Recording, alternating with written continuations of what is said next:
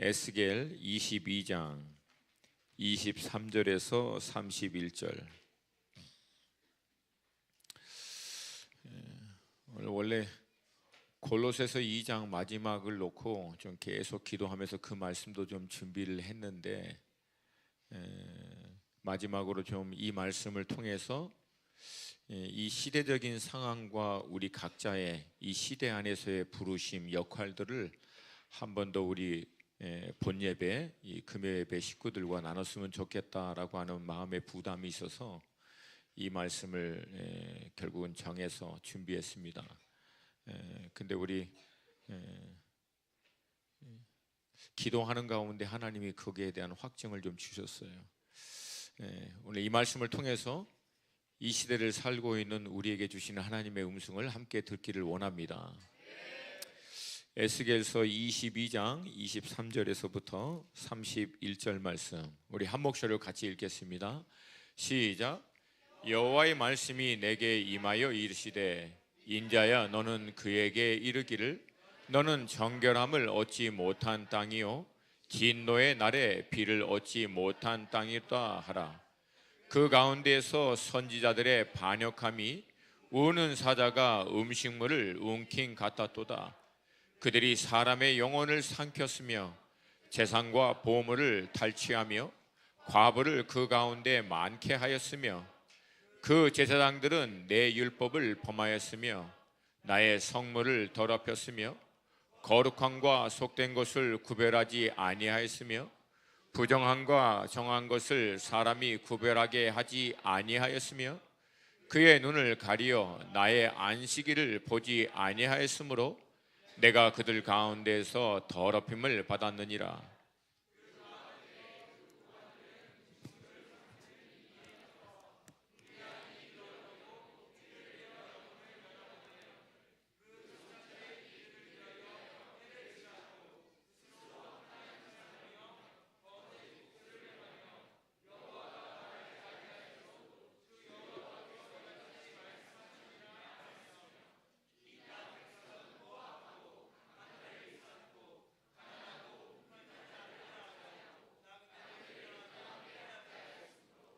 이 땅을 위하여 성을 쌓으며 성 무너진 데를 막아서서 나로 하여금 멸하지 못하게 할 사람을 내가 그 가운데에서 찾다가 찾지 못하였으므로 내가 내 분노를 그들 위에 쏟으며 내 진노의 불로 멸하여 그들 행위대로 그들 머리에 보응하였느니라. 주 여호와의 말씀이니라 하라. 아멘. 오래전 인도네시아의 달리라고 하는 마을에 어떤 사람의 부주의로 말미암아 들불이 번져서 마을 전체는 물론이고 마을 주변의 이 모든 산림을 다 태워서 그야말로 황폐하게 되는 사건이 일어났습니다. 그 사건으로 말미암아서 마을은 뭐 말할 필요도 없이 주변의 모든 일대가 다 잿더미로 변해서 건기만 되면 가뭄이 극심하게 들고 우기만 되면 홍수가 빈번하게 일어나서 중국에는 마을 전체가 농사 하나도 제대로 짓지 못해서 극심한 빈곤에 시달릴 수밖에 없게 되었습니다. 이때 한 남성이 그 마을을 위해서 자기가 할 수 있는 일을 고민하다가 상품 가치가 있는 정향나무 씨앗을 팔아서 오히려 더 비싼 값을 지불하고 별로 상품 가치가 오히려 없는 바얀나무 씨앗을 사서 나무를 심기 시작했습니다. 주변에 있는 사람들은 너무 힘들고 어려운 상황이 되더니 이 사람이 드디어 제정신이 아니고 미쳤는가 보다라고 생각했지만, 주변에 있는 사람들을 상관없이 이 사람은 20년 동안 바얀나무 2만 그루를 100만 평 동안 100만 평이라고 하는 어마어마한 땅에 이 바얀나무를 심어서 나중에는 그 일대 전체가 어마어마한 초목을 이룰 수 있도록 했습니다. 그랬더니 놀랍게도 건기에는 이 수분이 필요한 곳에 곳곳이 이제 들어가게 되고, 또 우기에는 이 물이 범람한 것이 드디어 멈추게 되는 일이 일어났습니다. 알고 보니까 이 바야나무는 어마어마하게 큰 이 줄기와 몸을 이루면서 수분을 그 뿌리 중심으로 보유하고 있는, 그래서 건기는 필요한 곳에 수분을 공급하고 우기에는 어마어마한 수분을 흡수하여 저장하는 역할을 했던 나무인 것을 알 수 있었습니다. 결국 이 사람의 그런 헌신을 통해서 이 마을 전체는 회복하여 그때부터 농사를 다시금 시작할 수 있게 되었고, 급기야는 이 극심한 빈곤에서부터 벗어날 수 있게 됐다라고 했습니다. 이 사디만이라고 하는 이 한 사람이 마을 전체를 완전히 살려낸 것입니다. 모두가 낭망하고 원망하고 있을 때, 이런 일이 일어나지 않았어야 했는데 라고 얘기하면서 푸념만 하고 있을 때, 이 사람은 마을을 위해서 자신이 할 수 있는 한 가지 일을 생각하고 그 일을 묵묵히 20년 동안 수행한 것입니다. 여러분, 이 예화는 한 사람의 역할이 얼마나 중요한가를 우리에게 보여주고 있고, 아울러 아무도 어떤 일을 시도하지 않을 때 오직 한 가지 일이라도 묵묵히 그 일을 꾸준히 한 결과가 얼마나 놀라운가라고 하는 것을 우리에게 보여주고 있는 사례입니다. 저는 이 예화를 대하면서 성경 가운데 한 인물이 자동적으로 제 마음 가운데 떠올랐습니다. 혹시 누구인지 아실까요? 노아. 누구예요? 누가 대답했어요? 노아? 그래, 내가 책 줄게요, 하나. 할렐루야. 예. 뭐 무조건 대답한다고 다 주는 건 아니고 이제 끝났어요. 노아가 저는 자동적으로 떠오른 거예요. 여러분, 노아 시대에 모든 사람들이 패역해요. 불법을 행하고 하나님을 다 떠났을 때 노아 한 사람만 하나님 앞에 의인으로 서서 하나님의 말씀에 따라 묵묵히 100년 동안 방주를 짓습니다. 여러분, 노아가 그 방주를 지었을 때 주변에 있는 사람들이 뭐라고 얘기했을까요? 비라고 하는 개념을 이해하지 못하는 때, 더구나 홍수라고 하는 것에 대한 이해가 부족할 때 상중턱에서 어마어마한 배를 만들고 있는 노아를 향해서 주변에 있는 사람들이 얼마나 비웃고 얼마나 놀렸겠습니까? 근데 노아는 주변에 있는 사람들이 뭐라고 얘기하고 뭐라고 반응하든 상관없이 하나님의 말씀에 따라 묵묵히 그 일을 100년 동안 순종한 것입니다. 사랑하는 여러분, 우리 믿음의 사람들에게는 이게 좀 필요합니다. 할렐루야. 저는 이걸 전문 용어로 믿음의 곤조라고 부릅니다. 믿음의 곤조. 누가 뭐라고 얘기하든 내가 기도하고 말씀 가운데 하나님 앞에 씨름하고 이 공동체가 하나님 앞에 씨름하고 몸부림치면서 받은 주님의 음성과 말씀이 있다면 주변에 있는 사람들이 뭐라고 얘기하고 상황과 환경이 어떠든 흔들리지 않고 그 말씀과 그 음성에 순종하며 나아갈 수 있는 믿음, 자유함, 이게 우리 가운데 필요한 줄로 믿습니다. 여러분, 한 사람이 이 온전한 순종을 통해서 마치 이 사디만이라고 하는 사람이 온전한 헌신을 통해서 마을 전체를 살린 것과는 비교할 수 없을 정도로 이제 그 헌신이 하나님의 손에 붙들리니까 인류가 멸망할 수밖에 없는 그 상황에서도 인류를 다시 시작할 수 있는 놀라운 통로로 하나님은 노아를 사용하십니다. 저는 그래서 여러분, 한 사람의 역할의 중요성이 얼마나 대단한지 여기에 대해서 다시 한번 늘 깨닫습니다. 여러분, 한 인생이 예수 그리스도의 십자가의 복음을 통해서 정말 거듭남과 동시에 주님 안에서 자기가 얼마나 존귀한 존재인지를 깨닫고 그 존재론적 의미 안에서 이제 나는 무엇을 위해서 살아야 할 것인가, 하나님의 창조와 구원의 목적, 우리 고목사님이 얘기하신 데스티니를 발견하고 그 데스티니를 온전히 이루는 삶으로 들어가게 되면 그 한 사람이 줄 수 있는 영향은 여러분 무한대인 줄로 믿습니다. 결코 그 한 사람의 인생 하나로 제한되지 않습니다. 그 한 사람을 통하여 가정이 변화될 것이고, 그 사람이 속한 기업이 변화될 것이고, 도시가 변화될 것이고, 나라가 변화될 것이고 급기야는 그 사람이 살고 있는 시대가 바뀔 줄로 믿습니다. 여러분, 제 안에는 영적인 어떤 그런 욕심이 있어요.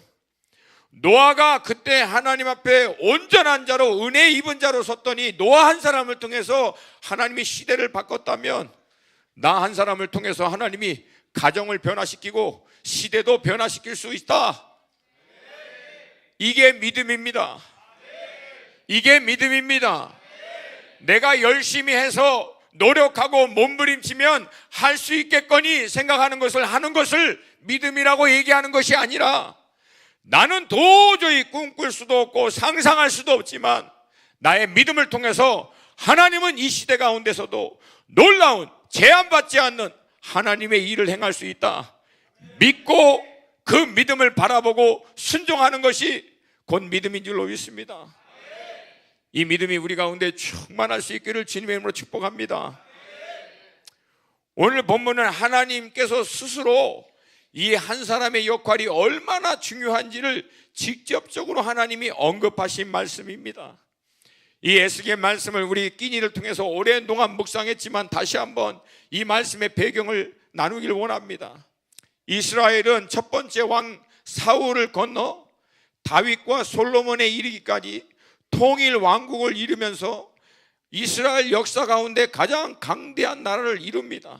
그러나 안타깝게도 솔로몬의 아들인 르호보암 때 이 이스라엘은 남왕국 유다와 북왕국 이스라엘로 나눠지게 됩니다.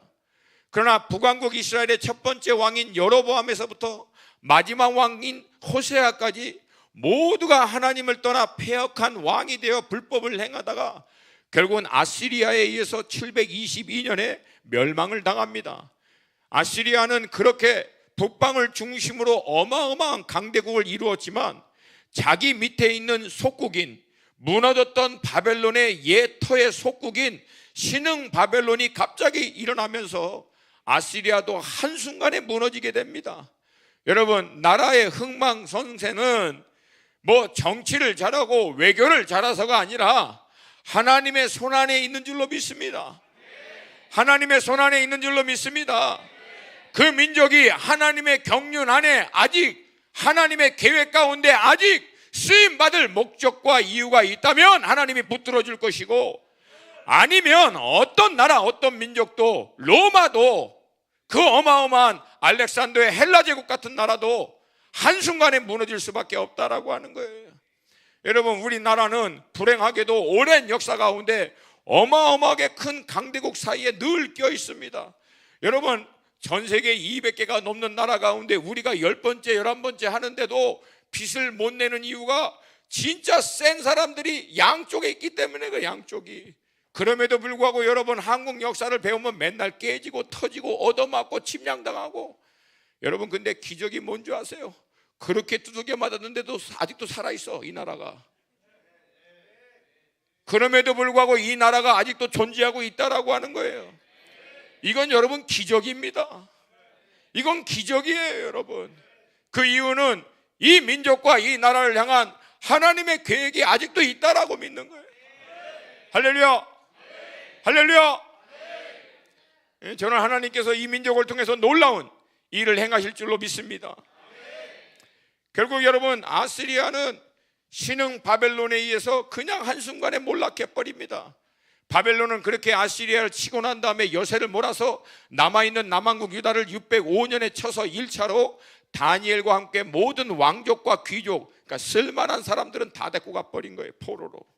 그리고 몇 년 후에 597년에 2차로 다시금 또 남왕국 유다를 칩니다. 그때 오늘의 본문의 저자인 에스겔과 8,000명의 용사들, 1,000명이 넘는 기술자들을 다 포로로 끌고 갑니다.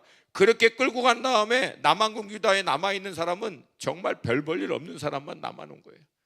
쓸모가 있는 모든 사람들을 그렇게 다 끌고 가버린 거예요. 그렇게 포로로 끌려가고 난 다음에 다섯째 되던 해에 593년에 그발 강가에서 에스겔이 하나님의 선지자로서의 부르심을 받습니다. 여러분, 포로로 끌려갔는데 하나님이 선지자로 부르신 거예요. 이거 얼마나 놀라운 사실인지 몰라요. 여러분, 하나님이 불렀다는 얘기는 아직 소망이 있다는 거예요, 없다는 거예요? 여러분, 소망을 다른 데 두지 마세요. 하나님이 말씀하고 계신다, 하나님이 내게 오셨다, 만나주신다, 역사해 주신다, 만져주신다, 나를 위로해 주신다, 이게 소망이라는 거예요. 여러분, 정말 절망은 하나님이 나를 내버려 두는 거예요. 아무 말도 하지 않는 거예요. 위로도 하지 않고 격려도 하지 않고 어떤 것도 없을 때, 그게 믿는 사람에게 있어서 영적으로 가장 절망입니다. 근데 만약에 살아계신 하나님이 예배 가운데, 찬양 가운데, 말씀과 기도 가운데 여러분에게 말씀하시고 위로하시고 여러분을 만지시고 계시다면, 하나님은 아직도 여러분, 우리 한 사람 한 사람을 향해서 소망을 포기하지 않은 것이라는 거예요. 믿으십니까? 믿으십니까? 특별히 하나님이 제 안에 그런 감동을 주세요. 이 자리에 이 소망을 내려놓고자 하는 자들, 여러분 내려놓지 마세요.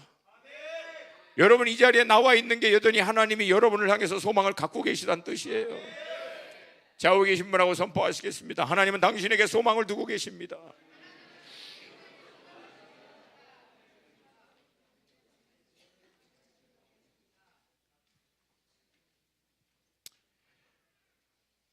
에스겔은 선지자로 부르심을 받은 다음 22년 동안을 하나님의 말씀을 선포합니다. 특별히 오늘 본문은 아직 남아있는 남한국 유다, 이 유다를 하나님이 심판할 수밖에 없는 이유에 대해서 굉장히 상세하게 설명하고 있는데, 특별히 제가 이 말씀을 굉장히 집중해서 보신 이유는, 우리가 익히 익숙한 한 구절의 말씀도 있지만, 그것보다도 이 말씀을 묵상할 때 이 말씀의 배경과 지금 우리나라가 처해 있는 배경과 너무 똑같다라고 하는 거예요. 너무 똑같다라고 하는 거예요. 그래서 오늘 이 말씀을 통해서 당시 시대적인 배경과 함께 우리가 살고 있는 이 시대 가운데 하나님의 자녀들에게, 백성들에게 주시는 하나님의 음성을 함께 들을 수 있기를 원합니다. 앞에서 언급한 대로 에스겔서 전체는 네 부분으로 나눠집니다. 첫 번째 부분은 1장부터 24장으로서 에스겔이 선지자로 부르심을 받은 것과 남아있는 남한국 유다의 계속적인 심판에 대한 메시지인데, 우리가 읽은 오늘 이 22장은 그 심판의 거의 끝자락에 이르는 말씀입니다. 특별히 오늘 본문은 이 심판에 대한 말씀 가운데서도 구체적으로 하나님이 왜 심판을 하시는지, 심판을 받을 수밖에 없는 영적인, 정치적인, 그리고 일반 백성 안에서의 모든 전체적인 흐름을 정확하게 설명하고 있습니다. 가장 먼저 하나님이 이 백성을 이렇게 심판할 수밖에 없는 1차적인 이유가 선지자들에게 있습니다. 근데 재미있는 것은 이 선지자와 제사장과 고관들과 백성들에 대한 심판의 메시지를 하기 전에 앞뒤 문맥을 따져서 보면 약간 좀 생뚱맞은 본문이 갑자기 중간에 껴있는 것 같은 느낌이 들 때가 있어요. 그게 바로 24절 말씀입니다. 여러분 24절 함께 좀 읽겠습니다. 시작.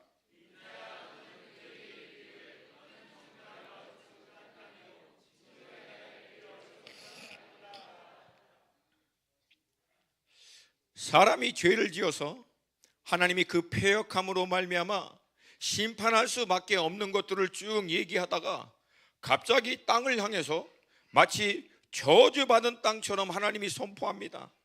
여러분 이 땅이 근데 어느 땅이에요? 남아있는 남한국 유다, 예루살렘을 중심으로 한 이스라엘 땅을 얘기합니다.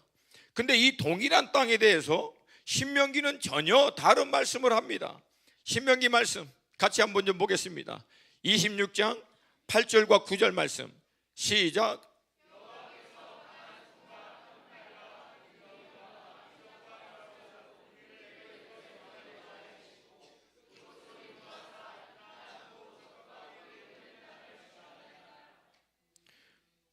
젖과 꿀이 흐르는 땅이었는데 갑자기 이 젖과 꿀이 흐르는 땅이 정결함을 얻지 못하는 땅, 진노의 날에 비를 얻지 못하는 땅, 이 저주받은 땅으로 완전히 바뀐 거예요.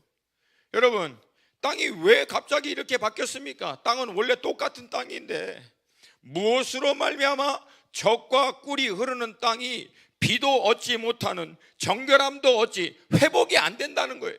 그런 땅으로, 저주받은 땅으로 완전히 바뀌었습니까? 여러분, 그 이유를 알려면 창세기 3장에 나와 있습니다. 창세기 3장에 아담과 하와가 죄를 지은 다음 하나님은 아담과 하와의 죄 문제를 아담과 하와에게만 제한하지 않습니다. 그 죄의 영향력이 어디까지 흘러가고 있는지를 정확하게 말씀하고 계십니다.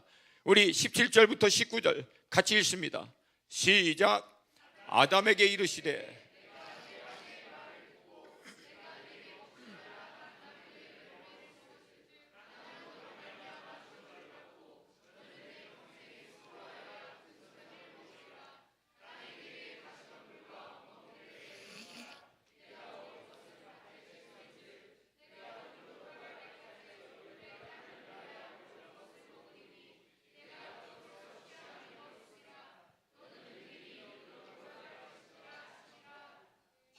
아멘. 죄는 아담과 하와가 지었는데 그 죄의 결과가 땅에까지 미치게 된 것입니다. 이전에는 젖과 꿀이 흐르는 땅이었는데 저주받는 땅이 돼버리고, 이전에는 사람이 살기에 가장 좋은 환경의 땅이었는데 이제는 엉겅퀴가 나고 가시가 나는 땅으로 변한 것입니다. 왜 그렇게 바뀌었어요? 바로 사람의 죄로 말미암아 일어난 것입니다. 근데 여러분, 반대로 선교 현장 가운데 들려오는 소식 가운데 이전에는 너무 척박한 땅, 뭐 하나 심어도 제대로 나지 않는 그런 메마른 땅이, 이제 그 땅에 있는 영혼들이 예수의 복음을 듣고 회개하고 주님 앞에 돌아오고 난 다음 다시 농사를 시작했더니 이전에는 한 번도 상상할 수 없는 어마어마한 농산물이 그냥 막 재배되고 일어난 것에 대한 간증들을 우리는 종종 듣게 됩니다. 여러분, 땅이 바뀌었나요? 아니에요. 땅이 바뀐 게 아니라 땅 위에 살던 사람이 바뀐 거예요. 사람이 바뀌었더니 저주받아야 마땅할 사람에서 이제는 축복을 받을 수 있는 하나님의 백성으로 바뀌었더니 그 사람으로 말미암아 땅이 축복을 받은 겁니다. 할렐루야, 할렐루야. 하나님은 모든 피조 세계를 축복하실 때 사람을 통하여 축복을 하십니다. 사람을 통하여 하나님이 그 역사를 행하십니다. 아멘입니까? 근데 여러분, 이 영역을 좀 더 실제적이고 구체적인 영역으로 좀 저는 실제적으로 접근하기를 원합니다. 여러분, 사람을 통해서 땅이 축복을 받고 변화되는 것과 똑같이 우리 각 사람이 있는 영역이 여러분 한 사람 한 사람을 통하여 변화될 줄로 믿습니다. 믿습니다. 좀 더 구체적이고 좁은 의미에서 나 한 사람으로 말미암아 내가 속한 가정이 변화되고, 직장이 변화되고, 기업이 변화되고, 도시가 변화되고, 나라가 변화될 수 있는 근거는 바로 그 땅, 그 가정에, 기업에, 나라에 있는 그 사람이 하나님의 축복의 대상으로 바뀔 때 그 사람을 통하여 하나님이 그 사람이 속한 그 영역을 변화시키고 축복시킨다라고 하는 것입니다. 여러분, 그런 예가 너무나 많습니다. 여러분, 저희 가정에 영적인 볼모지였어요. 어느 누구 하나 예수 믿지 않는 가정인데 예수 믿고 난 다음에 저를 통해서 저희 어머니, 형제들, 고모님들, 저희 집안 배경을 일일이 다 얘기하면 여러분 오래 걸립니다. 아주 거친 집안이어서. 근데 그런 집안에 특별히 저희 고모님 내일 이제 또 보러 가는데 여자 깡패 같은 분이 있었어요. 남자하고 가죽장갑 끼고 싸우던 사람이었어요. 예? 노량진에 그 우두머리하고 결혼하신 아주 그냥 배경이 화려하신 분입니다. 근데 지금은 그분이 권사님 돼서 영혼들 위해서 기도하면서 눈물 흘리고 전도하시고, 몸 불편한 그 정신적으로 어려운 그 많은 형제들 일일이 다 쫓아다니면서 섬기시면서 예수 믿어야 돼, 예수 믿어야 살아. 지금 그러고, 저는 여러분 하나님이 살아계신 게 그분을 통해서 봐요. 그분을 절대 바뀔 수가 없는 분이었거든요. 근데 여러분, 그 이유가 뭔지 아세요? 저희 어머님 초등학교도 못 나오신 그런 분이셨는데 예수 믿고 나서 정말 주님의 사랑과 은혜를 경험하고 난 다음에 그런 그 집안의 관계가 어떻게 됩니까? 저희 어머니하고 고매가 시동생, 신우, 그런 신우가 저희 어머니에게 어떻게 했겠어요? 뭐 머리 잡아당기고 뭐 욕하고 뭐 별일 다 했겠죠. 그거 숨어 시집살이 하면서 다 겪었던 거예요. 근데 예수 만나고 주님의 사랑을 경험하니까 저는 지금도 기억나요. 저희 어머니 무릎 꿇고 기도하면서 우리 정순이, 우리 귀순이, 저희 그 고모님들 이름 불러가면서 예수 믿고 구원받게 해주세요. 그것도 다 구원받게 해주세요. 10년, 20년이 넘도록 그 기도하신 거예요. 근데 여러분 그렇게 기도했더니 바뀐 거야. 할렐루야. 그렇게 황폐했던, 그렇게 뭐 저주받은 그런 인생 같은 막 그냥 그렇게 거칠었던 사람들이 다 바뀐 거예요. 할렐루야. 여러분 우리 한 사람을 통해서 가정 변화됩니다.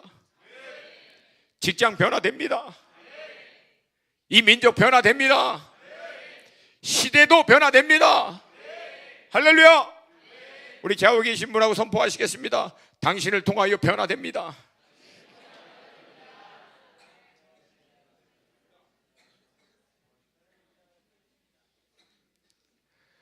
안타깝게도 남아있는 이 남한국 유다는 하나님의 축복을 흘러보낼 수 있는 통로가 되는 사람들이 남아있는 게 아니라 하나님의 진노를 부를 수밖에 없는 사람들만 남았습니다. 더 안타까운 것은 특별히 종교 지도자들이라고 하는 사람이 하나님의 오히려 축복의 통로가 아니라 하나님의 심판의 통로 같은 역할을 했다라고 하는 사실입니다. 25절 말씀입니다. 우리 함께 읽겠습니다. 25절 시작.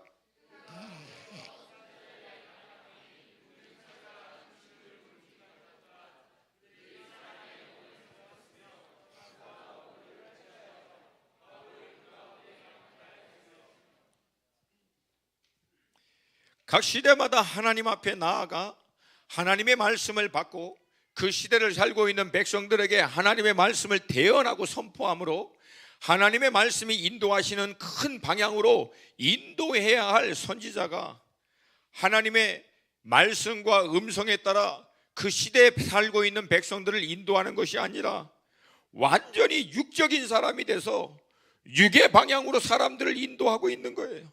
우는 사자가 음식물을 움킨 같았도다. 탐심을 얘기합니다. 사람의 영혼을 삼켰으며 재산과 보물을 탈취하며 자신이 갖고 있는 영적인 권위를 가지고 사람들을 다 탈취하고 착취했다라고 하는 것입니다. 굳이 설명하지 않아도 이 선지자가 어떤 모습으로 사역을 했는지는 불보듯 뻔합니다. 영적인 권위를 가지고 자신의 육신의 만족을, 자신의 육신의 욕심을 추구하는 모습이에요. 그러니 여러분, 백성 전체가 하나님의 음성과 인도하시는 큰 방향이 아니라 멸망할 수밖에 없는 육신의 방향으로 흘러갈 수밖에 없다라고 하는 것은 불보듯 뻔한 그런 모습입니다. 그 다음은 제사장입니다. 26절이에요. 26절 말씀 시작.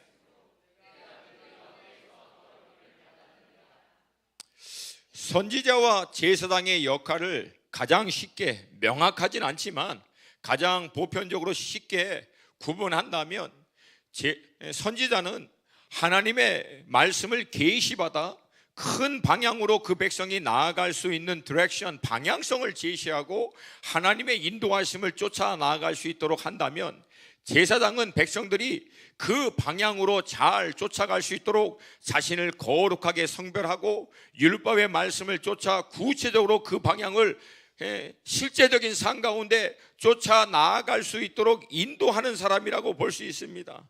근데 그렇게 해야 할 제사장이요, 백성들을 거룩하게 구별하고 하나님의 율법의 말씀에 따라 온전히 구별된 삶을 살도록 해야 하는데 이것 자체를 무너뜨려 버렸습니다. 오늘 본문에 하나님이 에스겔을 통해서 본문 말씀 안에서 의도적으로 다른 다양한 표현으로 반복한 말씀이 있어요. 범하였으며 더럽혔으며 구별하지 아니하였으며 구별하게 하지 아니하였으며, 그러니까 하나님이 구별하도록 한 것들을 다 무너뜨려 버린 거예요. 거룩한 것과 속된 것, 옳은 것과 그른 것, 부정한 것과 정한 것, 이 모든 것들을 명확하게 말씀과 하나님의 인도하심에 따라 구별해야 하는데, 그렇게 구별됨을 통하여 거룩히 자기를 지켜 말씀을 쫓아 선지자가 인도하는 그 영적인 방향을 향해서 나아갈 수 있도록 해야 되는 제사장이 그 구별됨에 대한 기준을 다 허물어 버린 거예요. 그러니 여러분, 어떤 일이 일어나겠습니까? 혼란, 그리고 더 이상 옳고 그른 것들이 없어져 버리는 거예요. 여러분, 신약 교회를 헬라 원어로 보면은 에클레시아라고 부릅니다. 이 에클레시아라고 하는 단어는 두 단어의 합성어입니다. 첫 번째, 무엇 밖으로라고 하는 에크라고 하는 단어와 그 다음에 부르다라고 하는 칼레오라고 하는 단어가 합쳐서 무엇 밖으로 불러내다, 그렇게 구별해서 부른 모임, 이것이 교회라고 하는 이 어원적인 의미입니다. 즉 세상으로부터 불러내어 구별해 놓은 모임, 이게 교회라는 뜻입니다. 그래서 신약에서 종종 교회를 구별된 그리스도의 신부로도 표현하고 있고요, 그 구별됨을 통하여 궁극적으로 하나님은 교회가 섬기는 하나님의 거룩하심을 나타내도록 하셨습니다. 근데 그 거룩함을 나타내야 할, 구별됨을 통하여 하나님의 거룩함을 나타내야 할 이스라엘이 그 구별됨에 대한 기준 자체를 완전히 다 허물어 버리니까 결과가 어떻게 나왔냐면 오늘 본문에 나와 있는 끝부분입니다. 내가 그들 가운데서 더럽힘을 받았느니라. 거룩히 구별되어 하나님을 쫓아야 될 이스라엘 백성들이 그 거룩한 구별됨을 무너뜨려 버리니까 이스라엘만 욕먹고 끝나는 게 아니라 이스라엘이 거룩하게 여기고 경외하는 하나님의 이름마저도 더럽힘을 받고 욕먹게 됐다라고 하는 거예요. 여러분, 이것은 교회 안도 똑같습니다. 여러분, 교회는 세상 가운데 있지만 세상과는 구별된 그리스도의 순결한 신부로서의 몸으로 그 정체성을 유지해야 되는 줄로 믿습니다. 그게 무너져 버리면 교회가 욕을 먹는 게 아니라 교회의 머리가 되는 주님이 욕을 먹고 주님의 거룩하심이 욕을 먹게 되는 거예요. 근데 이 주님의 거룩하심이 욕을 먹게 돼버리면 무슨 문제가 생기냐면 교회가 얘기하고 있는 절대적인 구별됨, 기준, 말씀의 진리가 도매급으로 함께 넘어가 버린다는 거예요. 더 이상 안 들어요. 자기네들도 지키지 않는 말씀, 자기네들도 거룩하게 구별하여 따르지 않는 말씀으로 어디 세상에다가 얘기하냐고 오히려 핀잔을 듣게 돼버립니다. 결국 우리가 구별됨을 놓쳐버리면 우리가 믿고 있는 우리의 몸인 머리가 되시는 예수님이, 그 거룩한 이름이 욕을 먹게 된다라고 하는 것입니다. 그러므로 여러분, 우리는 이 구별됨을 지켜야 할 줄로 믿습니다. 최근에 제가 일산에 그 훈련차 갔다가 우리 일산 광림교회 박동찬 목사님과 조이풀교회 우리 조지훈 목사님과 함께 식사를 하면서 이런저런 얘기를 하는데, 여러분, 박동찬 목사님은 대형교회 목사님이십니다. 그럼에도 불구하고 이분이 청년들을 향해서 당신의 교회 안에 있는 이 청년들, 또 어느 집회에 가서 그 청년들을 볼 때마다 마음이 너무 아프다는 거예요. 왜냐하면 청년네 때 자기 몸을 거룩한 신부로서 지켜서 하나님이 예비하신 귀한 배우자에게 정결하고 아름다운 선물과 같이 구별하여 드리는 것들에 대한 하나님의 이 말씀을 나누면은요, 콧방귀도 안 낀대요. 말씀이 씨알도 안 맥히는 게 느껴진대요. 그냥 튕겨나온대요. 교회 리더십이고 웬만한 사람들에게 아무리 그런 것들을 얘기해도 그거에 대해서 진짜 심각하게 믿음으로 반응하는 사람들이 없다는 거예요. 여러분, 이전에는 우리가 어떻게 하든지 주님을 만나기 이전에 온전한 믿음으로 우리가 주님 앞에 헌신하기 이전에는 우리가 어떻게 살았는지 몰라도 어떻게 살았건 불보듯 뻔하지. 육신의 정욕과 안목의 정욕과 이생의 자랑을 쫓아서 우리도 이 세상의 흐름에 맞춰서 살할 수밖에 없었죠. 그게 단 줄 알았으니까. 그러나 예수를 인격적으로 만나고 정말 예수님이 우리의 구주와 주인인 것을 믿고 그 주님을 믿고 쫓아가는 삶을 산다라고 결단한 그리스도인이라면 이제는 자신을 거룩하고 정결하게 지켜야 될 의무와 사명감이 우리 가운데 있어야 될 줄로 믿습니다. 근데 여러분, 이게 없어져요. 왜 없어지냐면 제사장부터 이걸 무너뜨려 버렸어. 저는 목회자 한 사람으로서 참 최근 일어나고 있는 정말로 안타까운 일들에 대해서 정말 여러분에게 사과합니다. 이건 뭐라고 얘기할 방법이 없어요.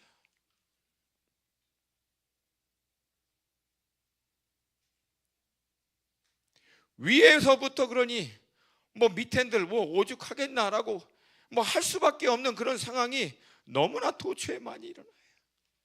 그러나 여러분, 모두가 다 그럴지라도 우리가 이 복음의 진리를 정말 믿고 있다면 우리만큼은 우리 자신을 정결하게 지켜내야 될 줄로 믿습니다.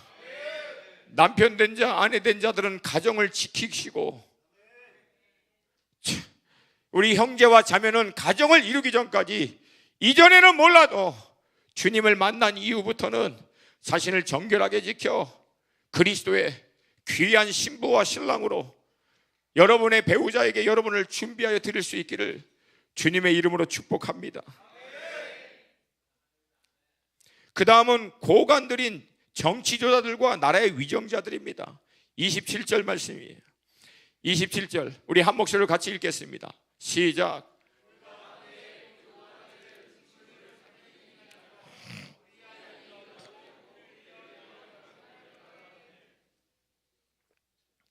굳이 설명을 드리지 않아도 당시 지도자들이 어떻게 했는지 너무나 분명히 볼 수 있습니다.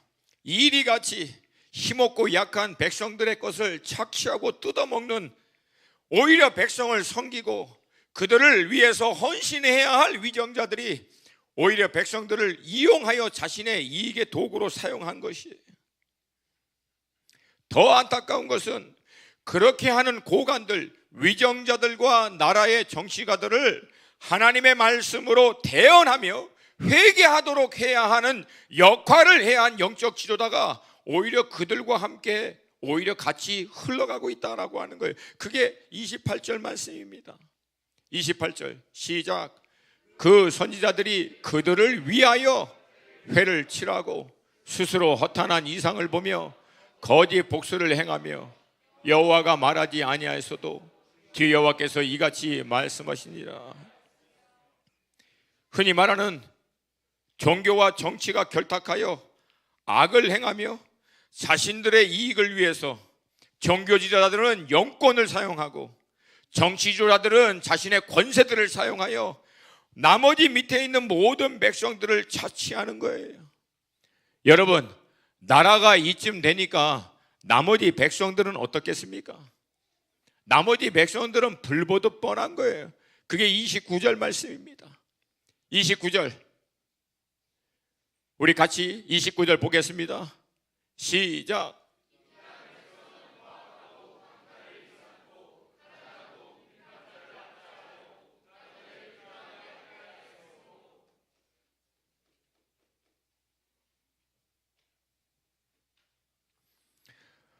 말할 필요가 있겠습니까? 이제 백성들을 보니까 일반인 사람들이 하는 표현을 빌자면 높은 것들이 다 해먹고 믿는 것들이 더 하니까 이제 우리라고 가만히 있겠느냐, 거의 될 대로 되라. 우리도 오히려 어차피 이렇게 될 바에야 우리 자신이 살아남기 위해서, 우리도 우리의 이익을 취하기 위해서 그냥 막무가내로 서로 뜯어먹고 막 빼앗고 착취하는 거의 양육강식과 같은 사회가 이제 큰 대세와 이 물줄기를 이루어 나라 전체를 완전히 덮어버리고 있는 것입니다. 여러분, 지금 한국 사회를 보면은 이런 불신과 상한 마음으로 말미암아 안타까운 부정적인 대세가 큰 물줄기를 이루어 흘러가고 있는 것을, 나라 전체를 덮고 있는 것을 볼 수 있습니다.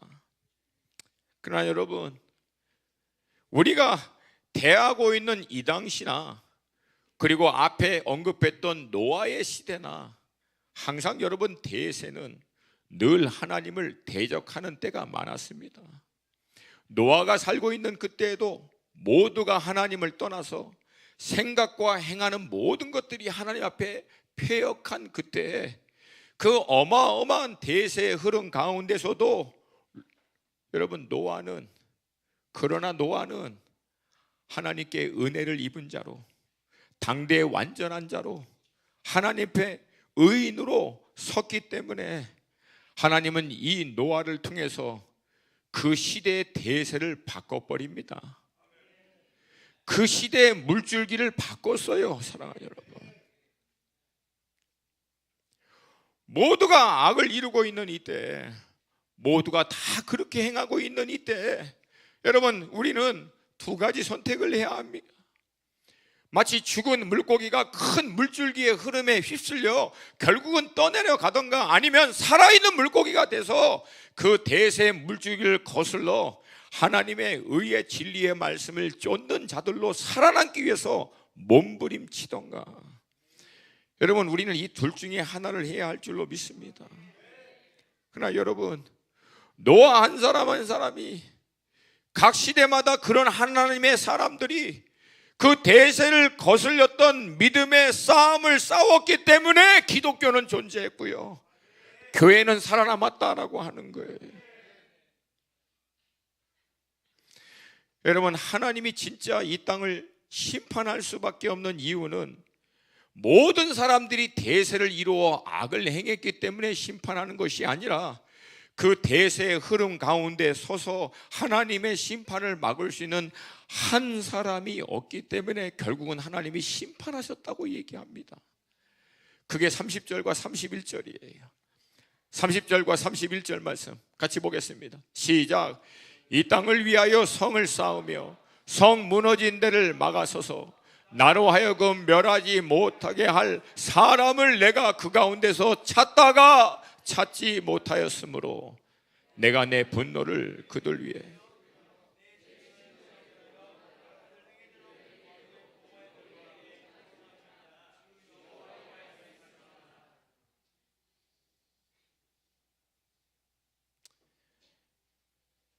여러분, 인도네시아 달리 이 마을의 예화처럼 큰 들불로 마을 전체가 잿더미가 되고 모두가 원망하고 부정적이고 포기하는 것들이 마을 전체의 대세로 덮고 있는 그때에 한 사람이 그러면 이 마을을 위해서 나는 무엇을 할 수 있는가를 놓고 고민하고 몸부림친 결과 나무를 심기 시작하고 20년을 그 일을 지속하고 결국은 마을 전체를 바꿔버립니다. 여러분, 이 예화는 실화입니다. 여러분, 그래서 지금 우리에게는 이런 한 사람이 필요합니다. 모두가 부정적인 말을 하고 비판하고 원망할 때 이러한 대세의 흐름 가운데서도 성 무너진 그곳을 서서 막아낼 수 있는 한 사람이 우리에게 정말 필요한 줄로 믿습니다. 남들은 다 그렇게 한다라고 할지라도 어차피 이것이 대세가 돼서 결국은 그렇게 흘러간다라고 할지라도 우리 수준에서 이 어마어마한 흐름 가운데 우리가 기껏 해봐야 뭘 어떻게 바꿀 수 있겠느냐라고 생각이 들지라도 이 땅 황폐한 곳에 서서 이 황폐한 땅 때문에 원망하고 부정하고 탄식하고 포기할 것이 아니라 의의 나무가 되어 황폐한 땅에 서서 그 땅을 바꿀 수 있는 일을 시작할 한 사람이 우리에게 필요한 줄로 믿습니다.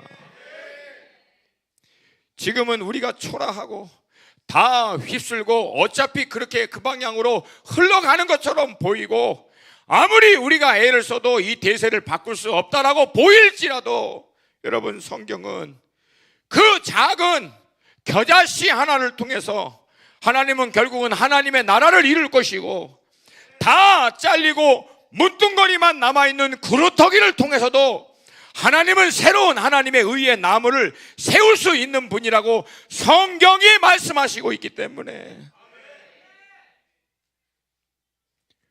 우리는 하나님이 우리 각자에게 허락하신 가정과 직장과 사업과 삶의 터전의 황폐한 자리에서 하나님의 의의 나무로 심기어 의의 열매를 맺는 여러분과 제가 되어야 될 줄로 믿습니다. 여러분, 지금은 더 이상 비판하고 더 이상 부정적인 말을 할 때가 아닙니다. 그리고 우리에게 오히려 반대로 허락하신 자리에서, 그렇다면 나는 하나님이 내게 허락하신 이 부르심의 자리에서 무엇을 할 수 있는가? 나는 무엇을 하나님이 내게 하기를 원하시는가를 하나님 앞에 고민하며 발견하고 그 믿음의 씨를 뿌려야 할 때인 줄로 믿습니다. 여러분, 제 안에는 늘 딜레마가 있습니다.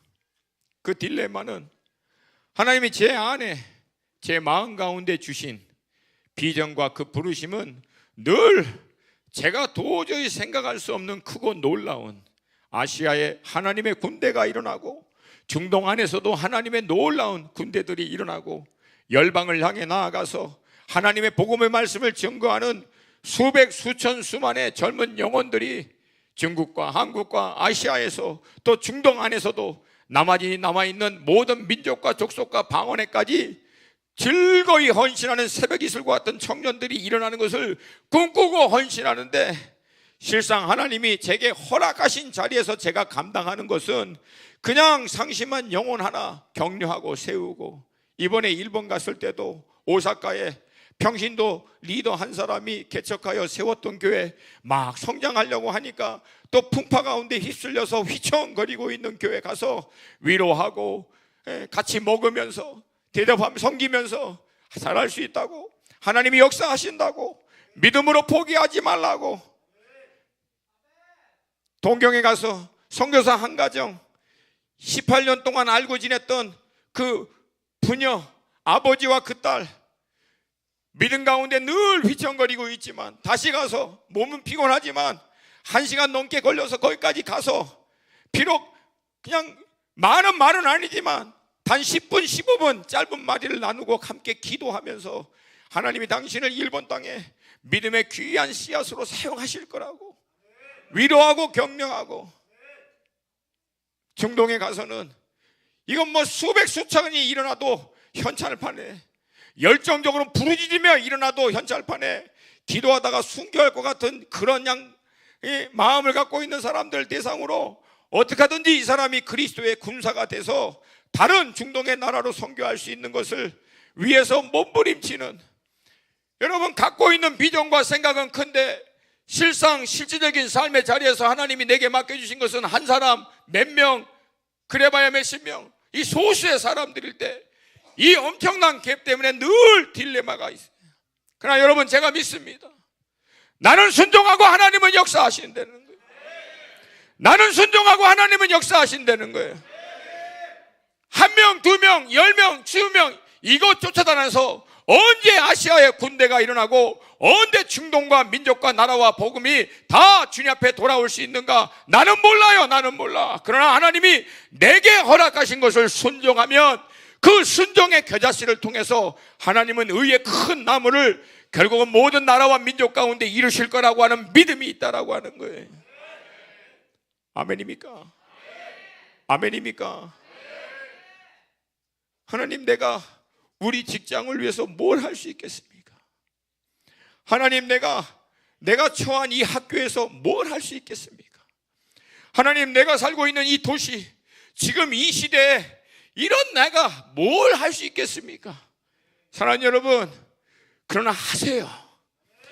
겨자씨만한 여러분이라도 여러분으로 믿음의 씨를 뿌리세요. 그 위에 눈물을 뿌리세요. 의의 열매를 맺을 때까지 뿌리세요. 그러면 그런 작은 믿음의 수고를 통해서 하나님은 의의 큰 나무를 이 땅 가운데 푸르르게 이루게 되실 줄로 믿습니다. 여러분, 이게 하나님 나라의 예수님의 가르침입니다. 예수님 이 땅에 가난한 목수의 아들로 오셔서 12명 제자, 그것도 별 볼 일 없는 사람들 세워놓고 당시 대제사장, 서기관, 바리새인, 종교 지도자들과 로마라고 하는 어마어마한 압박하는 나라 가운데서 영적으로 하나님의 나라가 일어날 것은 감히 생각할 수 없는 모든 상황과 환경에서도 예수님은 12명에게 그 명령을 하시고 성령님을 보내셔서 지난 2000년 동안 결국 그 일을 해내셨습니다. 그러므로 여러분, 반드시 됩니다. 반드시 됩니다. 여러분, 저는 교회는 절대 무너지지 않는다라고 하는 확신이 있습니다. 왜?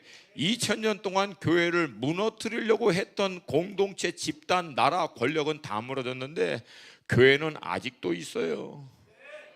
사람들이 아직도 이걸 몰라. 뭔 방법을 동원하고 뭔 수단을 써도 교회는 절대 안 무너집니다. 왜? 2000년 동안 증명돼서 안 무너진다고. 아멘입니까? 하다못해 교회 스스로가 부패해서 타락했는데도 그 가운데 하나님이 의의 하나님의 나무를 다시금 만들어냈어요. 그러므로 여러분, 교회는 반드시 승리합니다. 교회를 이루고 있는 여러분 한 분 한 분은 반드시 승리합니다. 여러분, 우리가 포기하지만 않으면, 믿음의 씨를 뿌리는 것을 포기하지만 않으면 겨자씨만한 우리의 믿음을 통해서 주님은 반드시 역사할 줄로 믿습니다. 아멘입니까? 제가 이 말씀을 준비하면서 기도했어요. 하나님, 성 무너진 데를 서서 막아설 수 있는 한 사람 제가 되고 싶어요. 저도 되고 싶어요. 자격은 모르겠어요. 여러분, 나도 자격 따지고 그런 거 따지면 나도 그 대답 못해요. 여러분, 내가 뭐가 있다고 나는 자격이 된다고 얘기할 수 있겠습니까? 여러분, 그러나 주님은 우리에게 자격을 묻는 게 아니라 믿음으로 그것을 하겠느냐고 묻는 거예요. 할렐루야. 자격을 묻는 게 아니라 네가 하겠느냐고 묻는 거예요. 믿음으로 취할 수 있는 여러분과 제가 되기를 주님의 이름으로 도전드립니다. 우리 기도드리겠습니다.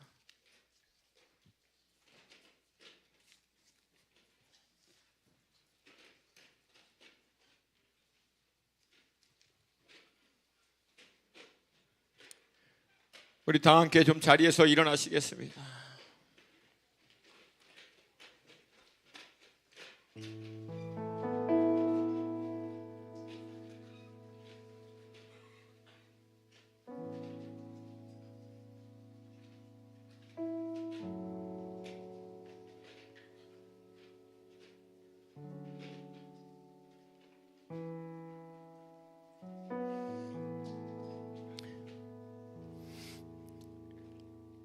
여러분, 우리 하나님은 위대하십니다.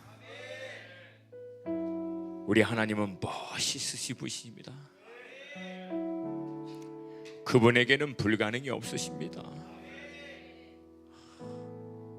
여러분, 정말 믿으십니까? 우리 하나님에게는 불가능이 없으십니다. 모든 것을 가능케 하시는 분이십니다. 근데 그 하나님의 모든 것을 가능케 하시는 하나님의 역사를 하나님이 행하시는 통로는 우리의 믿음입니다. 그 믿음은 다른 게 아니에요. 하나님, 그 일을 나를 통하여 하나님이 행하십시오 하고 나를 하나님께 내어드리는 거예요. 그리고 하나님께서 내게 주시는 말씀을 순종하면 하나님 반드시 그 일을 행하실 줄로 믿습니다. 아멘. 의인의 간구는 역사하는 힘이 많으니, 믿으십니까? 우리의 간구를 하나님이 들으심을 믿습니까? 그리스도 예수 안에서 죄사함을 받아 자녀된 권세를 회복한 우리의 기도를 지금 하나님이 들으시는 줄을 믿으십니까? 그러면 여러분, 이 시간 오늘 이 본문의 말씀에 따라 우리 함께 기도하기를 원합니다. 가장 먼저는 선지자와 제사장인 영적인 리더들을 위해서 기도하십시다. 두 번째는 고관들인 모든 위정자들과 정치자들을 위해서 기도하십시다. 세 번째는 백성들인 이 나라, 이 땅에 우리 대한민국 백성들을 위해서 기도하기를 원합니다. 그리고 마지막으로는 성 무너진 데 서서 이 무너진 것을 막을 수 있는 한 사람으로 나를 사용해 달라고 우리 자신을 위해서 기도하십시다. 이 시간 이 기도에 좀 적극적으로 침노하는 마음으로 참여하기를 원하시는 분들은 앞으로 좀 나와서 함께 기도하기를 원합니다.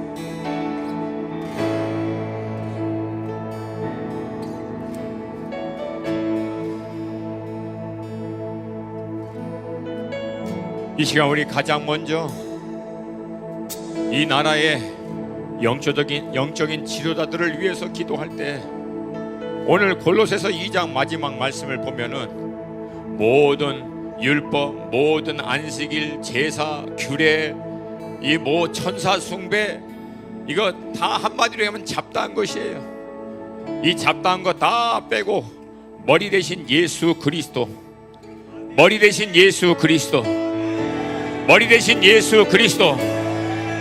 하나님, 목회자들 가운데 복음의 능력을 회복시켜 주시옵소서.